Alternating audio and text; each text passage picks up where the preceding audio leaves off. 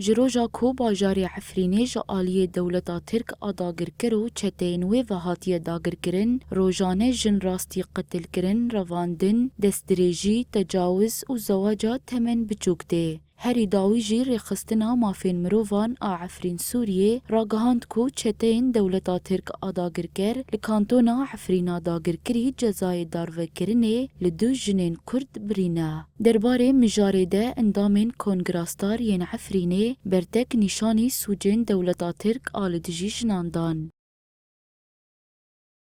بدرجة جمع بس إنه الدجن العفريني وك أعدام دانية إنه يك جني عفريني يك جي سفيرة. طيب كون السبب فون شيء وجبوش أعدام لبنا خستنا يعني قول روشة قد عفريني ده دربز دبي وجن أستنجي دبينن بجيبو أمجي وك جني عفريني إنه وك دولتي ترك وأي دولة دبي جيب ما نكوني وأمي كوري خجي بردوام بكن. أم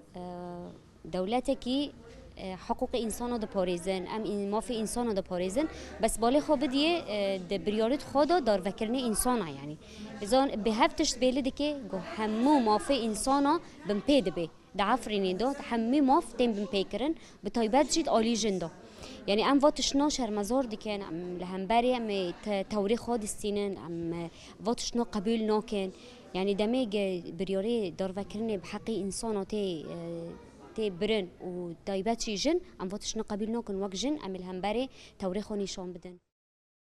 هروها اندامان گوتن لهمبری سوجو کریارین دولتا ترک اوی برخودان بلند بکن و دنگی خواه بکهینن تواهی جنان.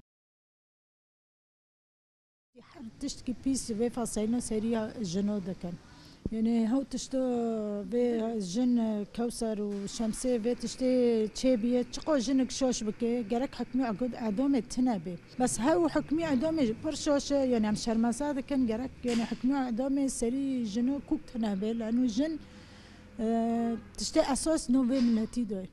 جرك حكمي عدم تدو تنابي يعني عم تشتي شرمسا دكن وك جن في شهباي دو عم وتشتي بريوري درد خي سري جني عدامي عم وتشتي شرمسا دكن وبر تشكينا باشه. پشتی بروژه که جبریارا دار وکرنا دو جنان لعفرینه چتین پولیسین سیویل دو خشک لگندوارین عفرینا داگر کری رواندن و بر بجهکین ندیار و برن.